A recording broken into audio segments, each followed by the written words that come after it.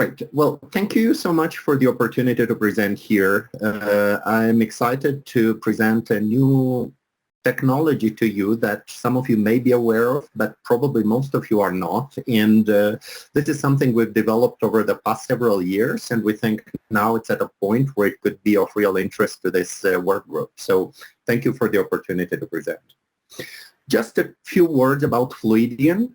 We are a small company. We were originally started in Paris, France, in the, just outside Paris actually, and we now have an office in Los Angeles, and actually it's a fully independent company based in Los Angeles, where we're based in the arts district of downtown LA at the Los Angeles Clean Tech Incubator.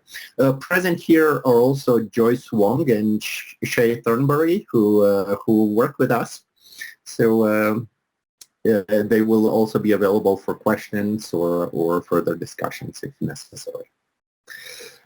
Just a few words about Fluidion. We are a fully vertically integrated company in the sense that we develop our technologies really from the bottom up. We develop the actual protocols to measure the different, either pathogens or chemicals at the lab bench, and then we develop prototypes, and then we develop instruments, then we develop the way for these instruments to communicate and to display data online, so that we provide a complete solution for monitoring water quality that takes care of everything from installing a system in the water of interest and to getting the data at your fingertips. And I'll explain how we do that with a focus on rapid microbiology, which is where, for bathing water, that is the parameter that counts.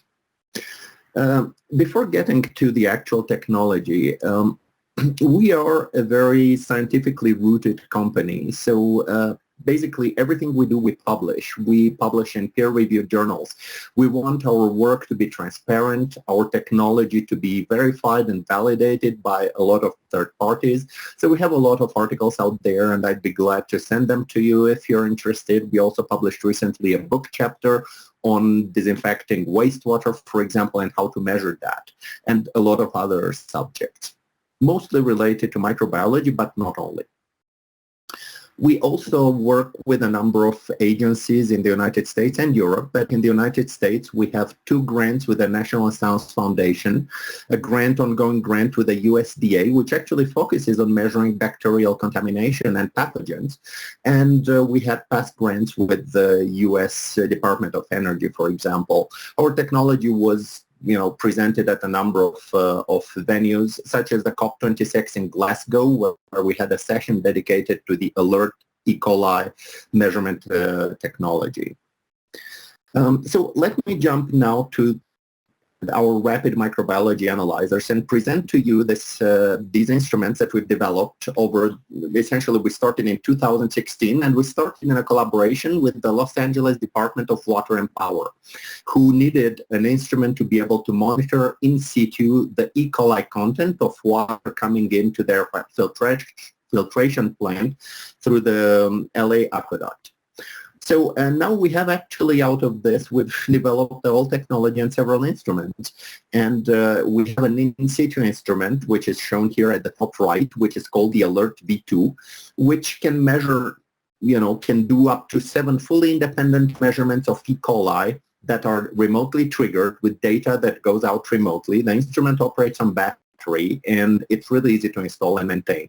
And it can also be coupled to additional water quality probes that measure, conductivity, turbidity, pH, chlorophyll, nitrate, total ammonia, etc. So you can basically measure those in real time, and then when you think there is a risk, or when you want to know what the E. coli level is, you can launch an E. coli measurement.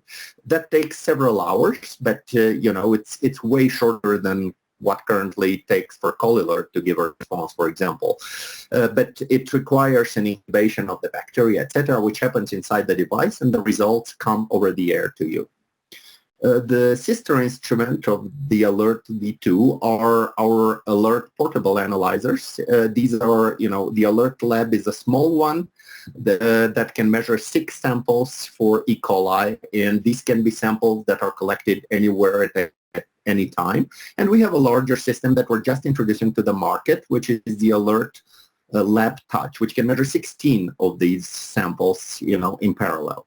So the in situ and the portable instruments, they're really complementary. The in situ one can give you essentially time series data about the E. coli values at one site, whereas the portable ones can be used when there is, for example, a storm or any kind of pollution event. You can quickly collect samples at multiple sites and get the results quickly. Or it could be used by somebody that has it in its trunk and takes it to multiple sites that need to be monitored, and then in a few hours she has all the results.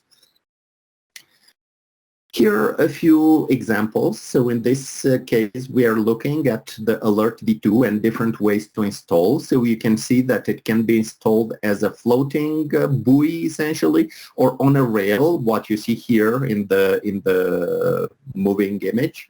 And it can be installed with a turbidity sonde or any kind of sonde attached to it that it can monitor in real time, in addition to the E. coli data. And it uses these single-use cartridges that you see portrayed here that contains all the reagent and the valves and filters required to do a measurement. So these go inside the individual incubators, and the system automatically samples, mixes the reagent with the sample, performs incubation, and does optical measurements, both absorbance and fluorescence, over time. And we interpret those curves, and this is how we measure E. coli. This is how these cartridges look like. So you have 7 of those that you load into the instrument. It really takes just a couple of minutes in the field to change the cartridges. And on the right, you see how the cartridges look after the measurement has happened inside the cartridge. So, the mixture of the sample with our reagent changes color. It also becomes fluorescent depending on the presence of the bacteria of interest. This is how the results come to you. So in this case, we're looking at data from one of our analyzers, which happens to be located there in Berlin. And here we're looking at actually at a CSO event. So we see the E. coli level being low, then increasing, and then dropping after a rain event. You have a full, all the data comes to the platform. So you see the curves for every single measurement. And you can zoom in into these curves and look at the details and look at the detections that are automatically done by our algorithms to count the E. coli values. You can also look at the quality control data, such as the incubation temperatures, and you can get a full record of measurement history, where you can look at every measurement that was ever done by that instrument, and you can download a full report, which is a PDF file, which is basically the record of that instrument and of that measurement that contains all the data, including the quality control data. So that's your record that that measurement was performed with the E. coli level, with the total coliform level, and with the quality control data as well. So in terms of applications and benefits, these systems can be used whenever you want to ascertain what is the risk of human contact with the water. E. coli is essentially a tracer of pathogens. It's not a pathogenic, except for a few types of E. coli, it's generally not pathogenic itself, but it's associated with fecal contamination. So wherever you have E. coli, there is risk of different types of pathogens. So, we're looking here at stormwater, we're looking at recreational water, and this is the subject today. We're looking also at measuring in the water reuse and drinking water as well. So the nice thing about it is that it gives you a quantified result that correlates very well with the laboratory result. So we essentially can replace the lab with a fully automated portable instrument that has much faster time to resolve. So you get results as fast as 2 hours if the sample is very contaminated. And if you have a clean sample, it may take up to 10 or 11 hours to give the quantification, because the more contaminated the sample is, the shorter it is to actually get a result, which is great because it gives you an alert early on. The nice thing about these instruments is that they involve minimal logistics, right? Everything is controlled from a web interface, and essentially the instruments only have one button, and there is no possibility to make human error. So you have a fully automated way to measure bacteria where there is no transport of the sample, no no need for cooling it, no need to wait for the lab results. You get the results automatically. So let's look at a few examples here. So here we're looking at bathing water monitoring. This is at a site located in France, and this is the alert system that's floating there, which performs measurements daily, sometimes multiple times a day, to measure the E. coli level and protect these kids from disease. This is another example. This is the first open water swimming site that opened in Paris in 2017, and it received the authorization to open because of our systems, which were installed a little bit upstream and which measured 3 times a day the water quality, providing results to the city of Paris. And then the city hall decided whether to open or close the swim site based on these results. Another example here, we had instruments installed with the Plus Pool project in New York. Today, this is a project, but they installed a floating light sculpture, which is shown here at the bottom right, to indicate what is the water quality based on the color of those lights. And the water quality was determined with different instruments, including one of our enterococci analyzers, so the alert technology. Another example here where, we've done amazing citizen science with this instrument. So endurance swimmer Arthur Germain swam the whole length of the Seine River from its source all the way to the sea, carrying all his equipment with him. Among his equipment, he also was carrying one of our analyzers, so he did like hundreds of measurements of E. coli along the river to see how it depends on the different locations, also going through Paris and all the way to the sea. So this is a kind of amazing usage that you can do with these portable battery-operated instruments. We have larger social impact. We're working with UNICEF and the WHO to deploy these instruments in the developing world and be able to measure water quality in places where today there is absolutely no control of that quality. So people get sick, people die from contact with contaminated water. So our instrument is going to be used in order to save some lives, hopefully, and to tell these people quickly how contaminated the water they drink is, or that hopefully they will not drink it if it is contaminated. We're looking here at some side-by-side data, looking at surface waters measured with the lab and with the alert. So you see that there is a very good correlation. This is actually our very first version of the technology. And as you will see, results improved a lot with the second version. Here we're looking at the same instrument used in wastewater at all the different wastewater treatment stages, from primary clarification all the way to pilot tertiary treatment and to disinfection. And we can see that we get really good correlation across across 6 orders of magnitude here. This is the data from our Alert V2, the one that uses the reusable cartridges that I've shown earlier on. And this is data obtained by KWB, which is the Water Quality Institute of Berlin in Germany. And this is how the data plots against the lab. So on the vertical axis, you have the Alert V2 value. On the horizontal axis, the laboratory value. What's interesting here, each point carries error bars because each point corresponds to 7 measurements that were performed on the same sample. And then we averaged and looked at the standard deviation of the lab and of the Alert V2. So what you see that at low concentrations, we have similar standard deviation. But then at high concentration, actually our instrument becomes significantly more accurate than the laboratory, which is quite interesting. Other examples here, we're looking at stormwater outflows and measuring, water quality with the lab and again with the Fluidion. And you can see that we get really good correlation with an R-square of 0.92. This is across, again, across 5 orders of magnitude in concentration. These are systems that are installed at multiple locations in the Seine River, and this is in preparation for the Olympic Games that will be held in Paris in 2024 and will involve swimming in the Seine. So in preparation of that, the Paris City Hall has asked us to install our analyzer at several locations, and we obtained the highest frequency time series ever recorded on the Seine River. So we have data basically covering every year since 2017 with multiple measurements taken every day. And what you see here is data from 2 analyzers at 2 different locations. And the vertical lines correspond to the rain events, and the higher the intensity of the red color, the higher the rain event. So here we had a big storm, and you can see that water quality has increased from like 200 to close to 100,000 before then dropping back down. So we can use our system to measure CSOs and to see how contaminated the water is, but also how quickly the contamination disappears. You know, we have other examples here. I could go over and over. You know, the UK Environment Agency is using our instruments to monitor bathing water along the coast of England. Hello? Hello?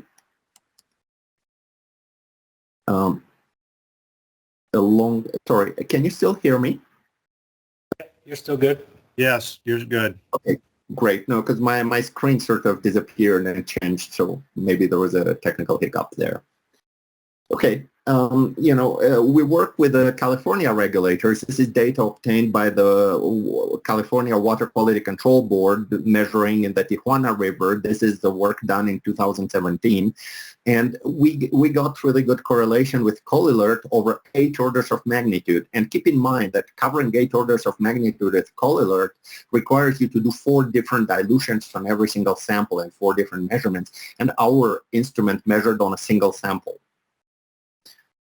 Other examples in the area there in LA, so, you know, we're working with the USGS and they're installing our systems as, you know, their river monitors for E.coli at multiple locations.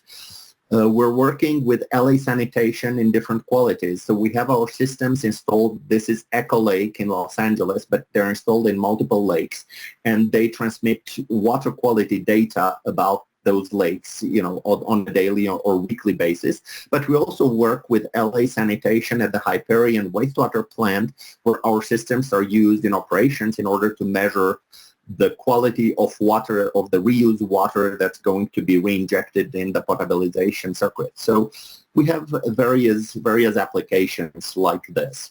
So this is the end of my presentation here. So I'd like to keep some time for questions if there's some available still. So thank you very much, and I'd be glad to take any questions you might have. Thanks. Thank you, Dan. Yeah, we have plenty of time for questions. Wonderful. So, folks, you can unmute and ask your question of Dan. Terry? Yeah, hi. Great presentation. I was a little confused. We talked about, you know, real time for a number of constituents, but I thought what I heard is that the E.coli itself were based on, you know, the incubations. Is that correct? And you had to put those little bottles in there? Yes. Okay. Well, the WHO norms and the US EPA norms are based on measuring culturable bacteria. So you have to grow the bacteria in a culture in order to be able to get, you know, results that correspond to that. Right. And so what's the time that is typically used to, you know, put in new bottles and start over again? How often does that happen? So the in situ system has 7 cartridges available. So you can do 7 measurements, you know, once a day, for example, for a week. And at the end of the week, you need to change the cartridges. No, I mean the E.coli measurements. I'm talking about E.coli, yes. You can do 7 measurements of E.coli that are fully independent of each other. Okay. Dan, what is the incubation time? The incubation time can be, I mean, until you get the quantification, it can be as short as 2 hours if you have a highly contaminated sample. And for typical surface water values, you may need to incubate for 9 to 10 hours. That's typical. So you get the results, you know, typically what is being done is that a sample is taken either the evening before or in the morning, and the results are available for the afternoon, or, you know, usually the measurement happens automatically during the night. Does that answer your question, Terry? Yeah, I think so. Thank you. Thank you. Do you have to allocate, sorry, this is Charles Brook. Do you have to allocate some of the reaction vessels for quality control? Or is that in a separate system? Say if you want to run, if you can clarify on the quality control side, is there any sort of positive control, negative control, things like that built into each reaction? Or would you have to allocate one of the reaction vessels for those? Well, I mean, you can do those controls before you deploy the unit. I mean, we have done, we never have false negatives, and we never have false positives, as long as we're at concentrations that are compatible with the sample size, which is 48 ml, right? So we are measuring on 48 ml. So our limit of detection is 2 E. coli per 100 ml. So as long as you are, up above that, 4 or 5 E. coli per 100 ml, then basically we have 100%, correspondence between positives and negatives. Yeah, thank you. Luke, I see you have your hand up. Yeah, I think this is a cool device. I had a few questions related to the culturing. Doing the same measurement. So you don't really need, there is no possibility for contamination going from sample to sample, for example. I'm sorry, was that in relation to my, I hadn't asked my question yet. I think that's a delay. Yeah. There might be some delay. So, Oh, okay. Luke, go ahead and answer your question. I think Dan might be stuck a couple times. Gotcha. Okay. So yeah, my question is related to culturing. It seems like that